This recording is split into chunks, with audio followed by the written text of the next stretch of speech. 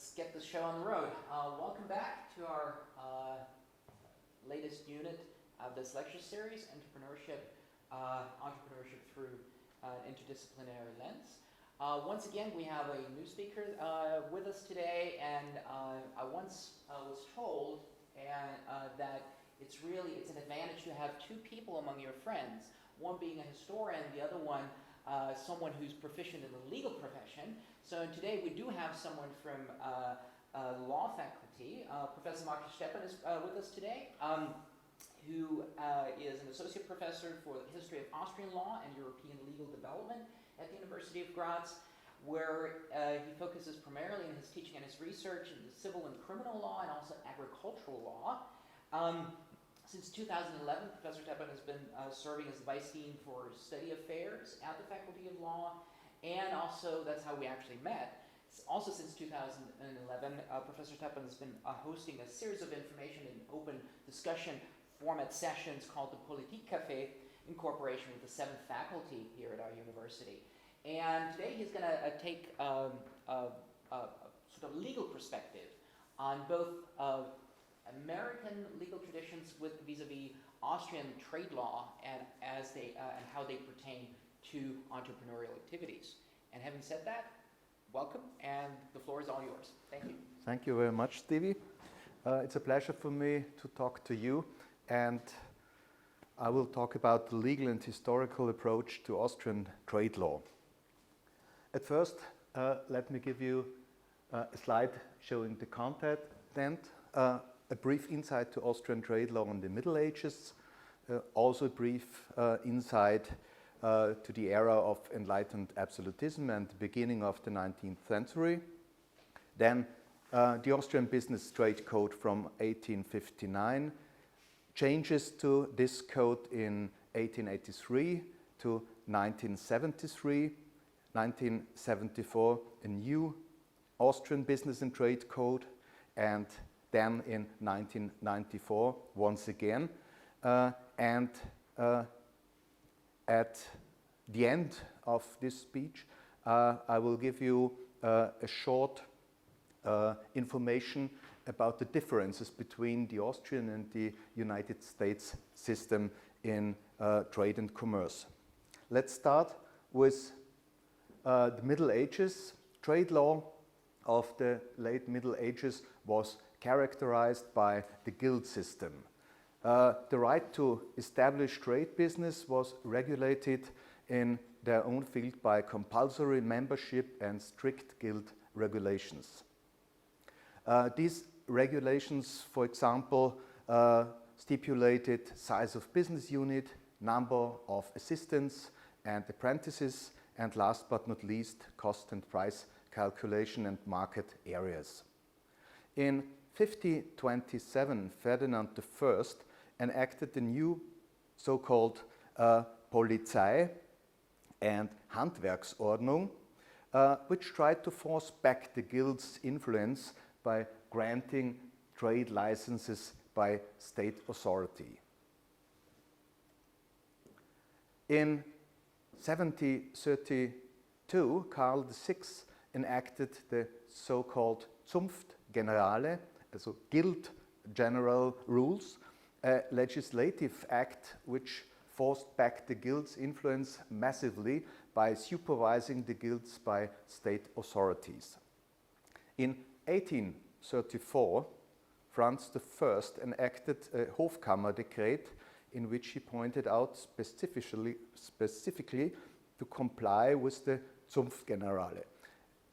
In this Hofkammerdekret, he tried to reinforce the Zunftgenerale, which was almost 100 years before set in force. In 1835, he entrusted the Allgemeine Hofkammer, it's some sort of institution which should prepare legal acts and to develop a concept for a new trade and business code. The result, it was a long and very difficult process for almost 25 years, was the Austrian Trade and Business Code which was set in force on December 25th in 1859. What was the social and background of this Code of Trade and Commerce in 1859? It was a legislative reaction to restorative tendencies before the March Revolution in 1848. In 1804, Franz I got emperor and proclaimed the Austrian Empire. The political and social circumstances, especially the upgrowing nationalism in Hungary and the war against Napoleon, the French, influenced legislation in a very conservative and restrictive way. In 1849, the Austrian Revolution had been quelled by the emperor, and he had to make considerable concessions. The call for a modern constitution could not be denied any longer. In 1848, the so-called Pillersdorfer Verfassung provides a constitutional monarchy with an additional representation of the people. The representation of the people consisted of two chambers, the Senate, consisting of aristocrats, appointed ministers and big landowners, and on the other hand, the House of Representatives, the members were elected by the people. This constitution, right after the revolution in Austria, was never set in force. Emperor Franz Joseph I gave a new constitution in March 1849, which was implemented without participation of parliament. Therefore, it was called Oktroyierte Märzverfassung, and this constitution was repealed in December 1851.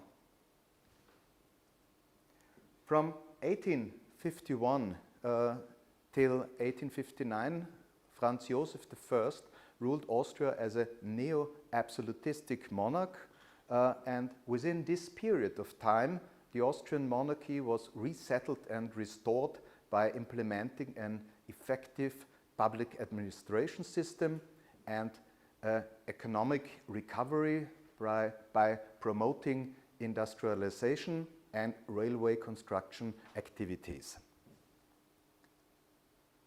This was the background of the Austrian Business and Trade Code in 1859, and the Code of 1859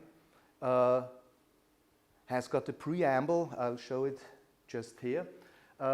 It's called the Kaiserliches Patent from 20th December 1859, and I switch to German. Dieser Code ist geleitet von der Absicht, die gewerbliche Betriebsamkeit in unserem Reiche gleichmäßig zu regeln und möglichst zu erleichtern, haben nach Vernehmung unserer Minister und nach Anhörung unseres Reichsrates der nachfolgenden Gewerbeordnung unsere Genehmigung erteilt. It was set in force May 1st, 1860. The geographical scope, it was sought for the entire empire, just with small exemptions. The material scope was set, deviating law was repealed. And at the very beginning of this Austrian Business and Trade Code, there are some regulations concerning where this code shall not apply. This code shall not apply to agriculture and forestry, resource extraction sector, literary activities, activities of lawyers, notaries and engineers, of doctors, midwives, and, for example, running sanatoriums. Also not apply to banking activities, activities of insurance companies. All these materials were regulated in other regulations and other law.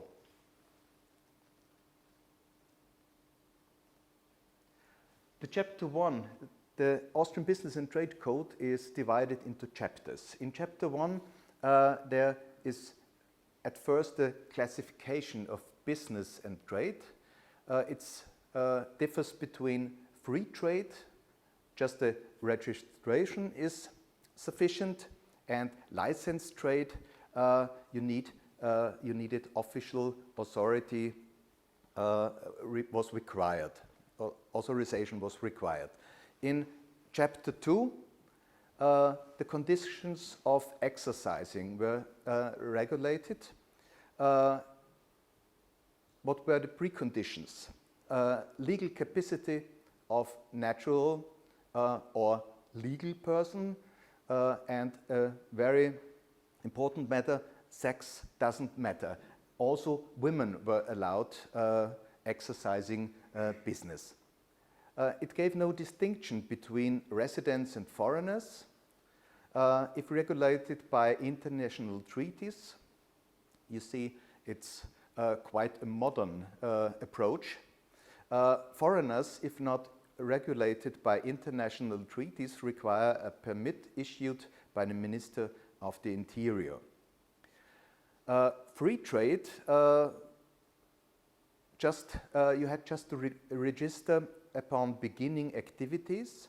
What was registered: name, residence, nationality, form of trade, and location.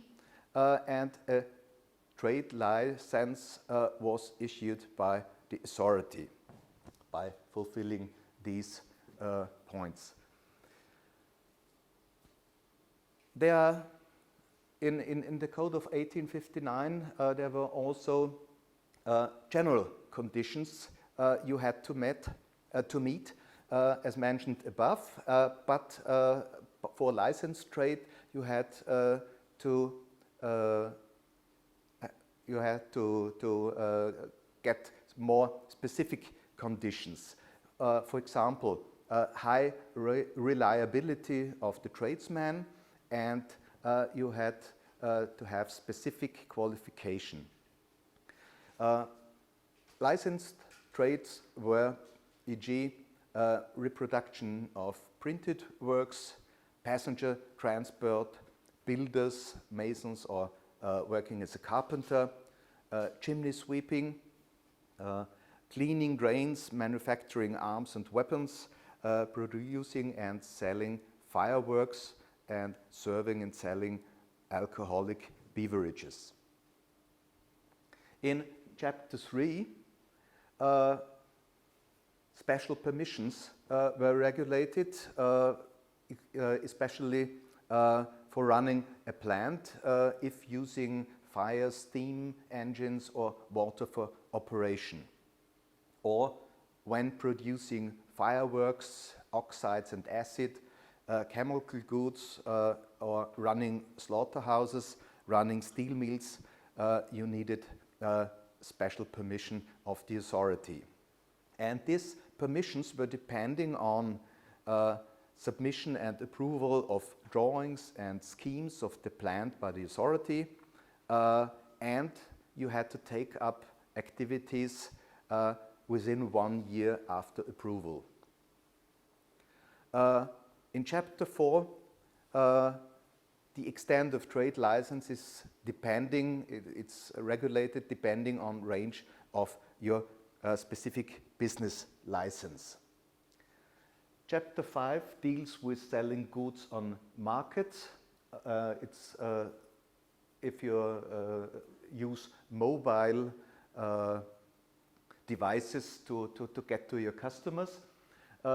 And in chapter 6, commercial supporting staff and is regulated, and here it's a difference between assistants and apprentices.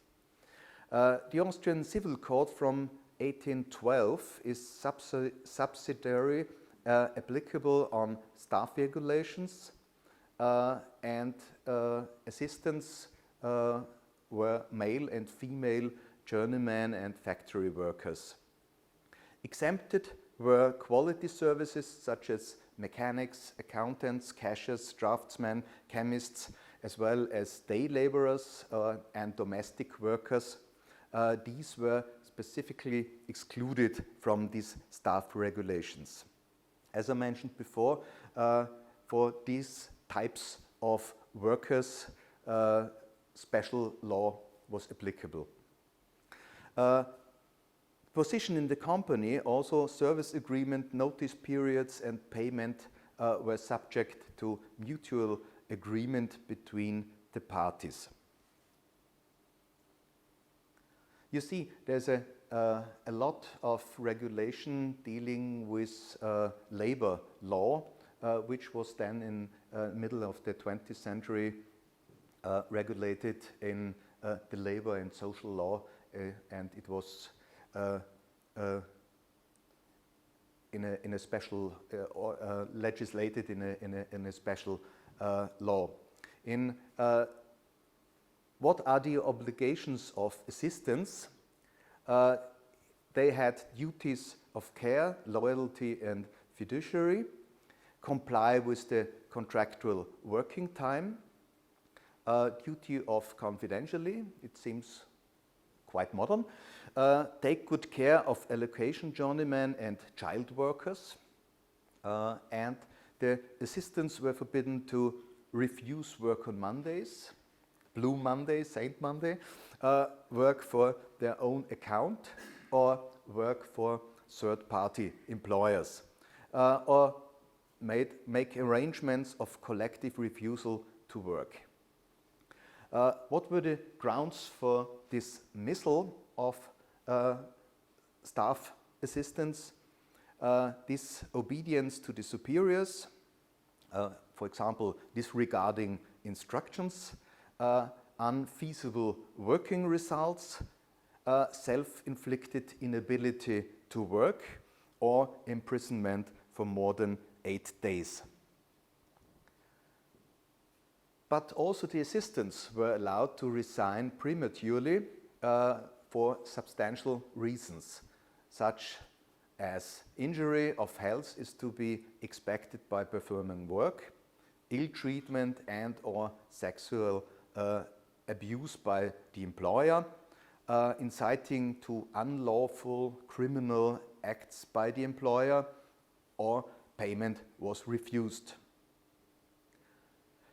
These rules and regulations governing work for employees had to be published visibly in the commercial enterprise and had to be submitted to the authority, and they had to agree to these regulations. In these rules and regulations governing working time was ruled, for example, duration of working time, notice periods, precautions in case of illness, and deployment of women and children considering physical strength, and compulsory education of children. Employers are entitled to establish or join a health insurance system for the employees. Contributions had to be paid by the employer at a maximum of 3%, and the employee had to pay a maximum of 1.5% of the salary paid to the employee. What were the rights of the assistants? They had the right to receive the contractually remuneration within agreed time. They had the right to be treated with respect, and in case of termination, the assistant was entitled to receive an accurately job reference by his employer. In Chapter 6, there is a lot of legal stuff and regulations about dealing with child labor. I think it's very important and very interesting how working conditions in the middle of the 19th century in Austria were. You see, children under the age of 10 were not allowed to work at all. But children under the age of 10 were allowed to work at home, at their parents' business. That was allowed, but not to be employed. Children between 10 and 12 years of age needed a working permission to work in bigger commercial companies. And bigger commercial companies, it's some sort of soft law. It wasn't defined clearly. You can a company or a commercial company with more than 10 employees would be, in most cases, a bigger commercial company. Small business units beneath 10 employees, these regulations were not was ist anwendbar?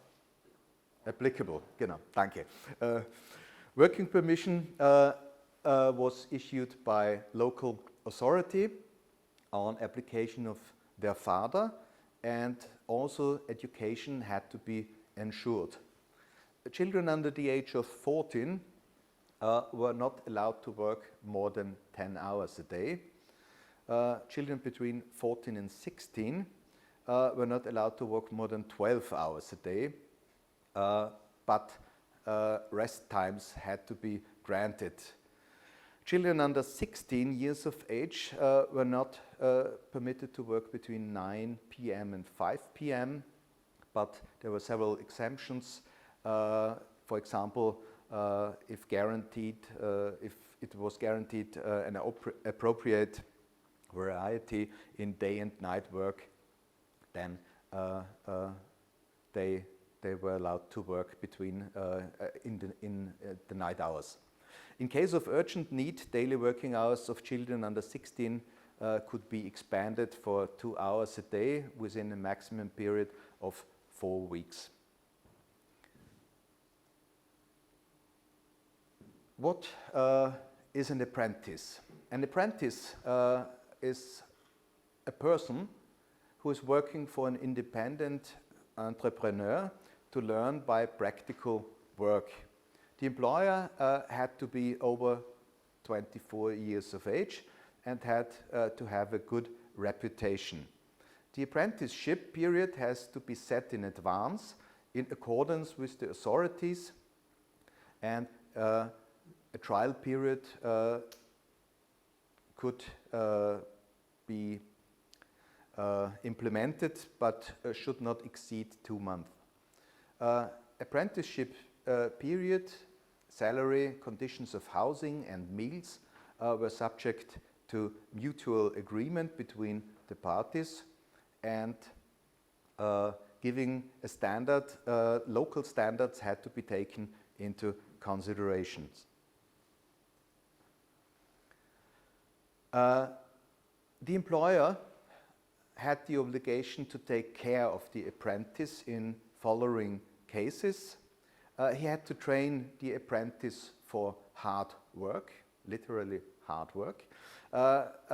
He had to attend church. He had to attend vocational school. He was not allowed to abuse the apprentice physically, and the employer had to protect the apprentice against physical abuse from housemates and colleagues, and runaway apprentices could be brought back and punished appropriate. The apprentice, on the other hand, had the right to end the apprenticeship within a 14-day period of notice. In the case of termination, the apprentice was entitled to receive an accurately reference by his employer. It's the same rule as assistance, as for assistance. What were the obligations of the apprentices? He had to be obedient, loyal. He had to be diligent, secrets, he had to keep secrets and had to follow the instructions and the domestic orders of his employer. Which right has the apprentice? He had the right to be protected and custody care of the employer, and in case of illness, the apprentice is entitled to receive aid if living in the same household as the employer, with the employer. In Chapter 7, commercial cooperatives or representation of interests were regulated.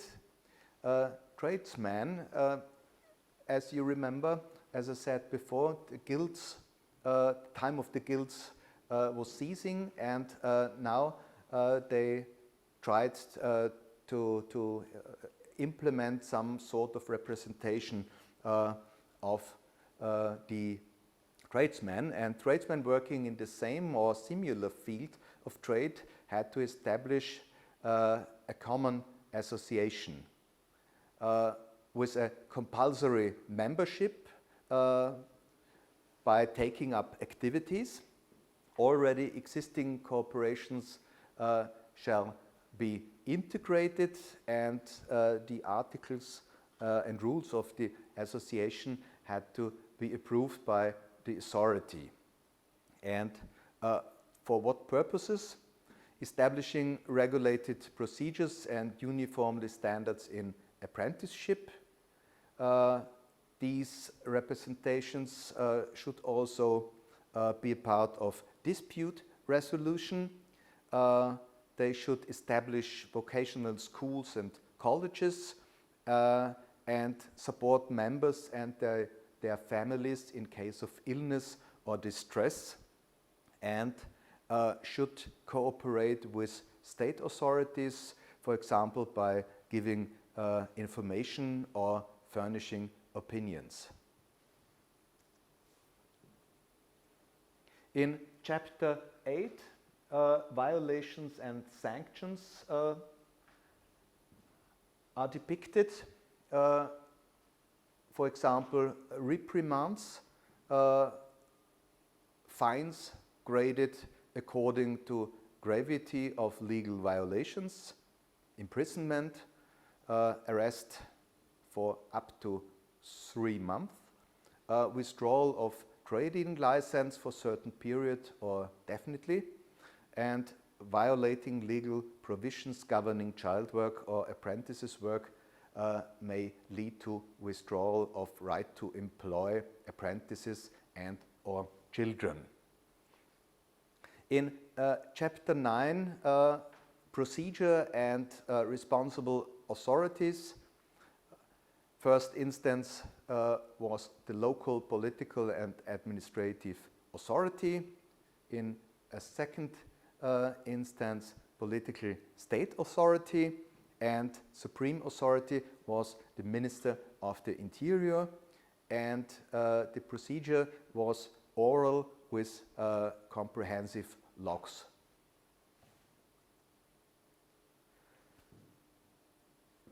At the end of the 19th century, it was obvious that the Austrian Business and Trade Code had to be reformed, especially the ongoing industrialization increased the pressure on small commercial enterprises and handicraft business, but also on employees. And the consequence was, at one hand, to protect handicraft business by adjusting access requirements, by establishing beneath the free trade and the licensed trade a new type of so-called handwerksmäßige Gewerbe. I would translate it with craftsmanship trade. And an attestation of competence was compulsory to operate handwerksmäßige, this is a craftsmanship trade, handwerksmäßige Gewerbe, and by this reinforced measures, craftsmanship as well as consumers should be protected better. The reforms in 1883 and 1885 brought also improvements in the field of child labor. Children under the age of 12 weren't allowed to work at all. You remember in 1859 it was the age of 10. The daily working load of minors between 12 and 14 was reduced to 10 hours a day. Differentiation for minors 14 and older working in small commercial enterprises.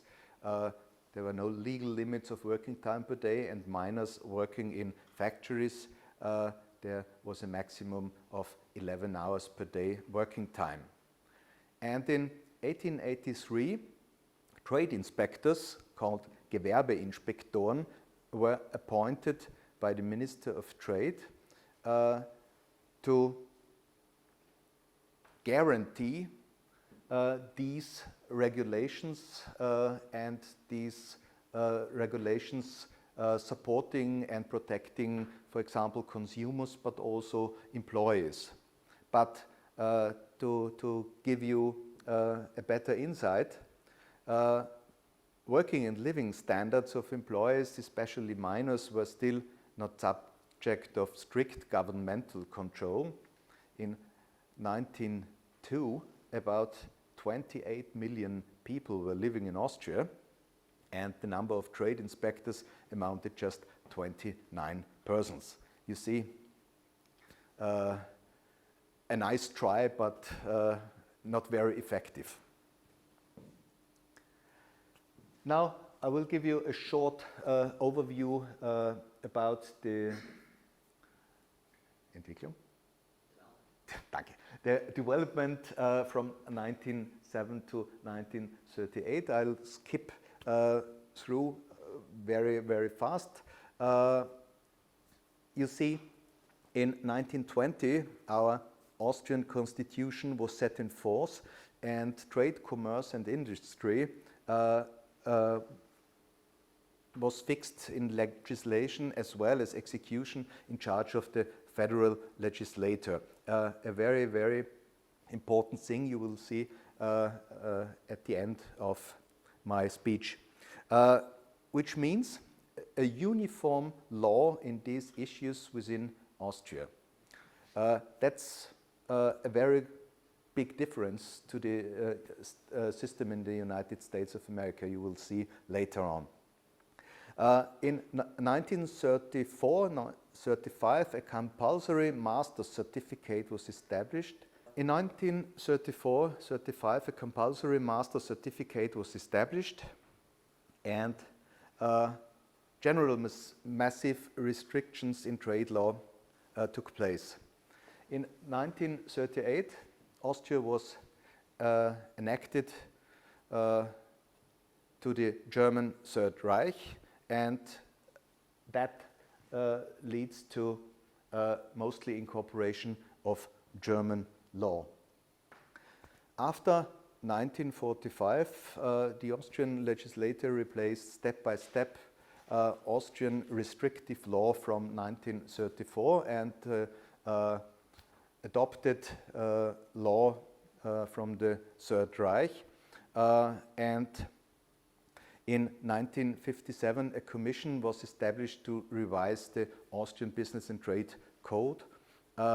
And now the commission included representatives of legal science, but also representatives of associations and interest groups, trade, commerce, industry, and employee representatives. In the second half of the 20th century, many legal issues originally anchored in the Austrian Business and Trade Code of 1859 have been regulated in separate law. For example, labor and social law, apprenticeship law, regulations governing professions linked to trade law, workforce representation, and so on.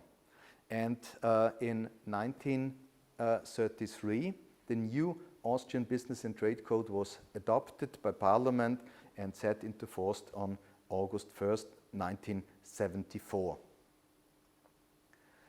This Austrian Business and Trade Code from 1974 brought liberalization of trade and commerce. Especially the number of licensed trades has been reduced. The number of craftsmanship trades has been reduced. Economic needs test criteria have been reduced. Also the compulsory attest of local need by many licensed trades was ceased. Ancillary rights were extended, and permission to run a plant has been attached to reinforced conditions. For example, more protection of neighbors' rights in case of emission, dust, odor, and or noise nuisances.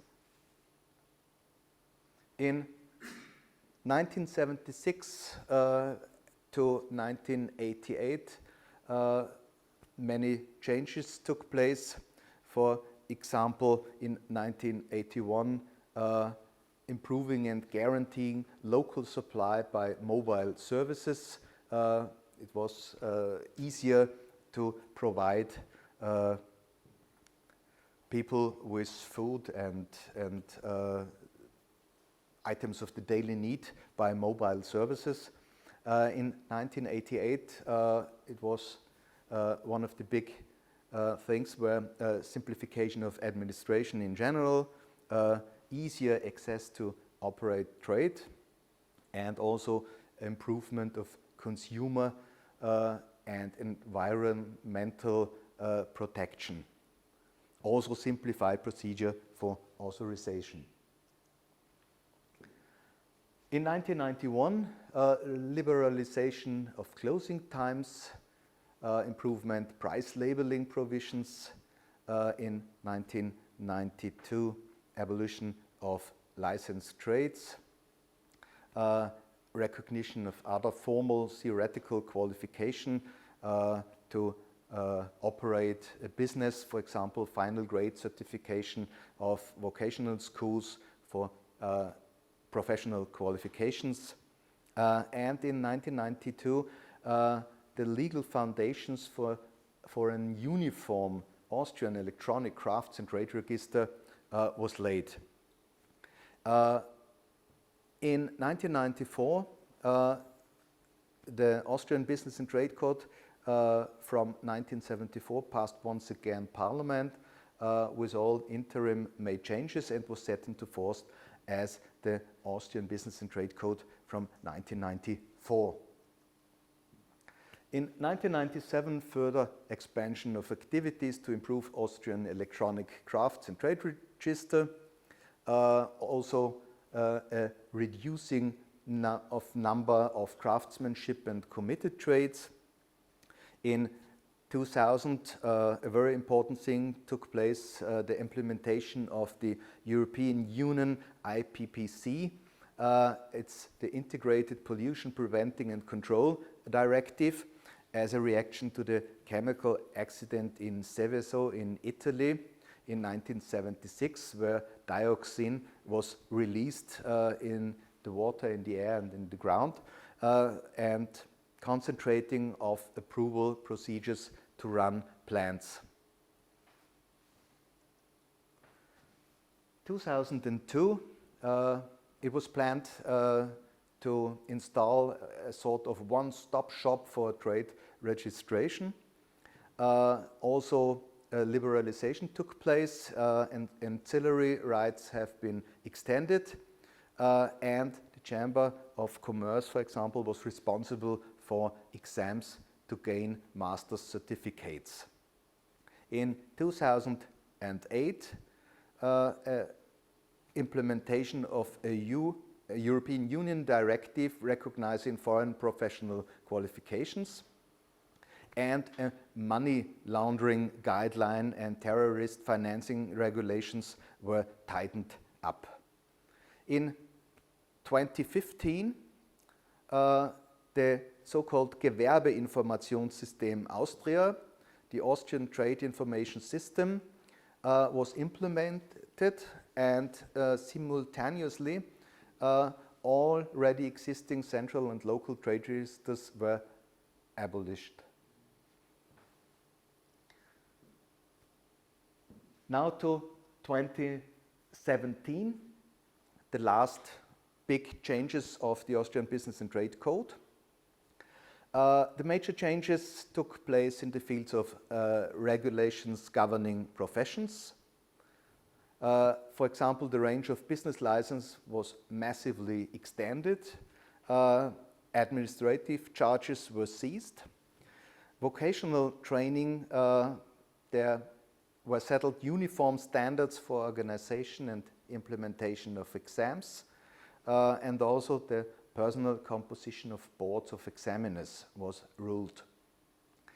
Also, in the field of the law of operating plants, one-stop shop for plant operating license was planned. Also ceasing administrative charges, measures making procedure for operating plants making quicker and more effective, and the major principle of the authority was advise, not punish.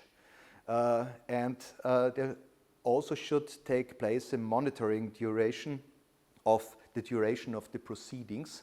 You can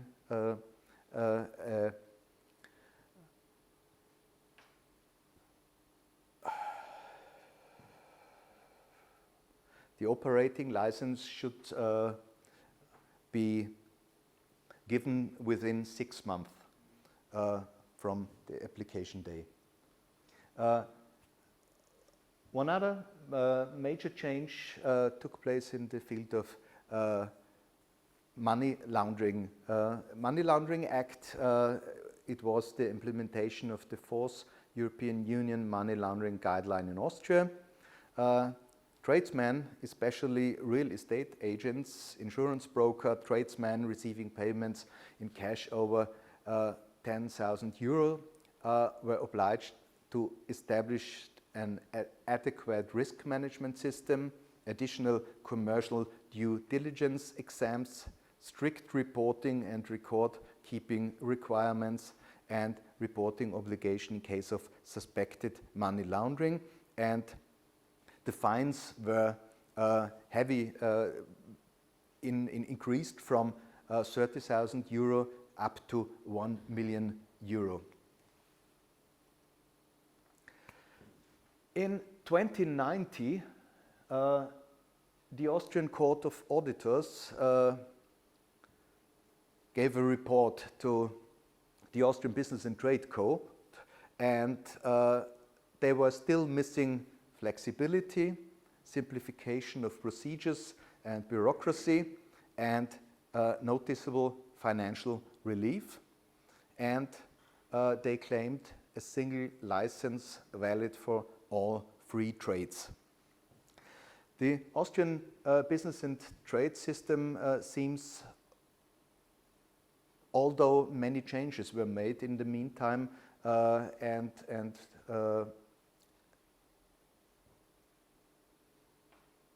very complicated and connected with high costs for employers to open and run their businesses. But we will see that's the inside.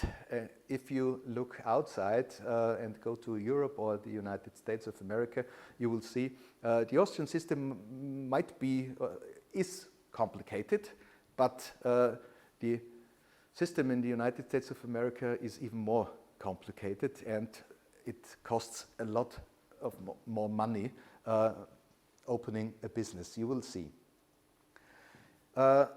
In the United States of America, before you launch your business, be sure you've got the right license or permit. This is literally from the US Chamber of Commerce. Also, one missed registration can be a huge setback or fine for your business. That's on the homepage of the United States Chamber of Commerce. There are typically no hard and fast licensure and permit rules. Every state, every county and municipality has their own specific requirements, and besides these requirements and regulations, there are also federal requirements for certain businesses. you will see it's really quite complicated, as far as I can see. Licenses and permits related to business operations are granted by the federal government, state government, county government, and municipal or city government. And what's the difference between a license and a permit? Licenses are required by state governments for many professions, doctors, lawyers, in some states also for security guards, auctioneers, and makeup artists. It sounds odd. The applicant has to demonstrate his proficiency in trade and relevant rules and regulations. A permit regulates public safety, typically granted by a government agency following an inspection, for example, fire department, health department. I tried to organize these regulations and divided them into federal regulations, state regulations, and local regulations. And businesses which are regulated by federal agencies, for example, agriculture. You need a permit from the US Department of Agriculture to import, transport animals, animal products, biologics, or plants across state borders. If you don't transport them over state borders, the state law would be applicable for you. For example, alcohol, you have to register business and obtain permits from the Alcohol and Tobacco Tax and Trade Bureau if you manufacture, import, sell alcohol, and independent of the foregoing, you have to contact state or local licensing authority to obtain a retail license. For example, broadcasting is also regulated by federal law, also investment advising or preparation of meat products or other food stuff. In that case, you have to get a permit from the US Food and Drug Administration. For example, if you want to produce or sell firearms or weapons, you need a gun dealer's license, and these licenses are regulated on a federal level by the Bureau of Alcohol, Tobacco, Firearms, and Explosives. You need, when running or operating a business, you need a federal tax identification number to identify your business entity. On state level, there are also different registration requirements, and the following businesses as corporations, non-profit organizations, limited liability companies or partnerships have always to register with state agencies. And you see, corporation, non-profit organization or limited liability companies or partnerships is what we call in Austria Gesellschaftsrecht, company law. Company law in Austria is regulated in a separate law, not in business and trade code. When business is operated as a sole proprietorship, you don't need to register at state level, but you're allowed to do so. And many states require sole proprietors to use their own name for the business name, unless, and you have also the possibility to choose a business name or assigning DBA, doing business as, and in that case you have to register at the county clerk office or with the state government. You need a state tax permission. You have seen you need a federal tax permission and identification number. You need a state tax permission and the state tax identification number, more or less for all businesses, and especially you need it when selling products and or services including doctors, dentists, cosmetologists, and or you're going to hire employees.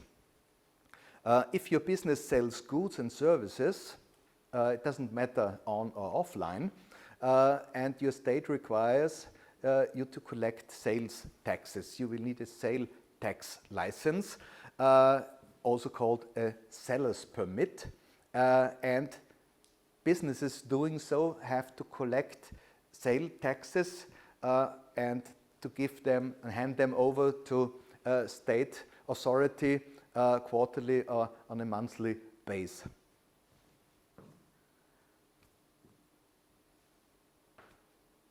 These types of businesses that require licensing vary significantly from state to state. You need a license to sell specific products, for example, alcohol, lottery tickets, gasoline, firearms, and these licenses, you have to demonstrate that your business and also your employees and you yourself have met specific state-regulated standards regarding the sale of these goods. And in some cases, you need a federal permit. As you see, for example, alcohol or firearms, you need also a federal permission, as we have seen before.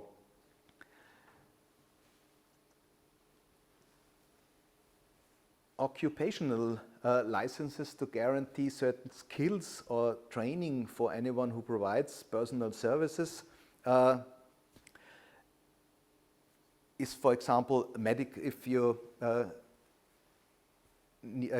give medical care, if you work as a lawyer, you repair cars, auto repair, accounting, plumbing, electrical work, real estate or cosmetology, you need a state license.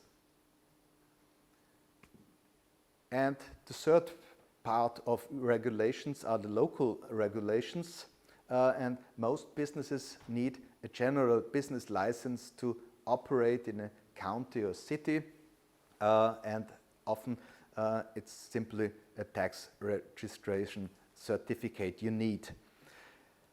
You have to observe local zoning regulations. That means certain types of businesses can or cannot operate in a certain region. For substantial structural changes of your business unit or building, you need a construction permit from local authorities. You need, for example, a health permit.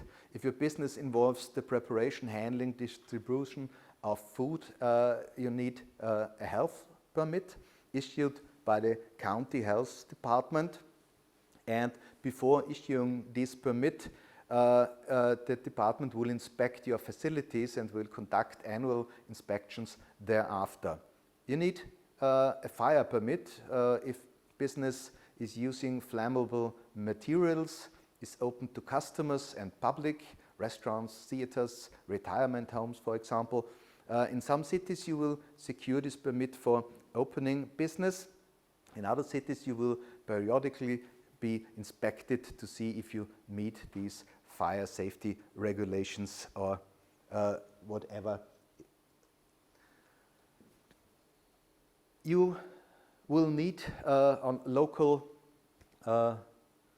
local standard, for example, a sign permit. That's more or less the same in Austria.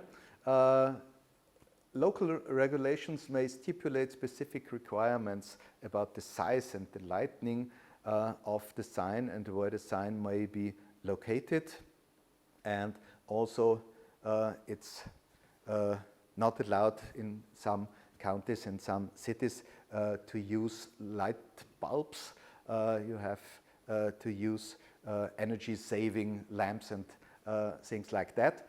You need, for example, an environmental permit if your business operation involves burning material, using products that produce gas, for example, paint sprayers, or discharge in any way pollutants into the air, ground, or water. You will need a special permit from the city or county agency. In addition, state and federal regulations are to be observed. If you work at home, you make home office, you work from your own house. In your own house, for example, if you're doing home-based business, many cities and counties require a home occupation permit, especially when having customers visit your home. That should protect, for example, neighbors. To compare the current regulations of business and trade between Austria and the United States, you see on the left-hand side, Austria federal law is applicable. In the United States of America for business and trade, federal, state, county and city regulations are to be observed.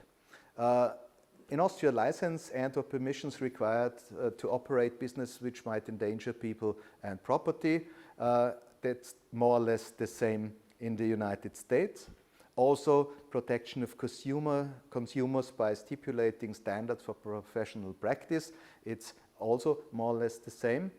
In Austria, taxes are regulated by the federal Austrian financial legislation.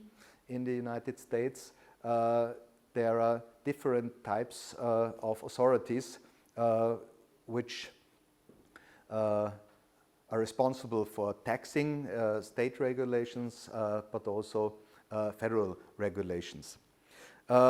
In Austria, it's compulsory to registrate, regulated by the Federal Austrian Corporate Code.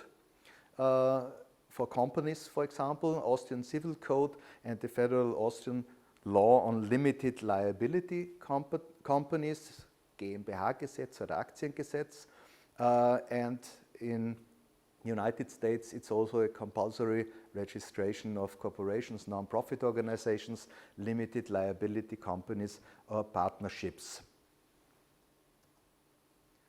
You need in Austria a special license to sell alcohol, gasoline, or firearms and weapons. It's more or less the same in the United States.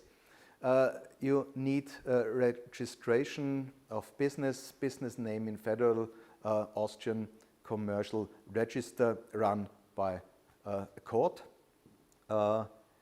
In the United States, the registration of business name will be done by the county clerk or state government. You need a uniform federal occupational license. Occupational licenses in the United States, for example, for lawyers, doctors, vary significantly from state to state.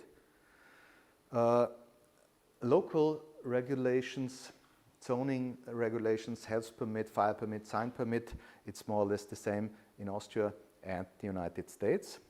And in Austria, we've got a one-stop shop for plant operating licenses. And in the United States, you'll see there are federal, state, county, city regulations which have to be observed.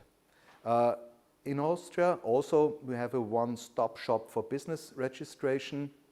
In the United States, there are federal, state, county, and city regulations for that case. In Austria, we have implemented the Austrian Trade Information System, so-called Gewerbeinformationssystem Austria.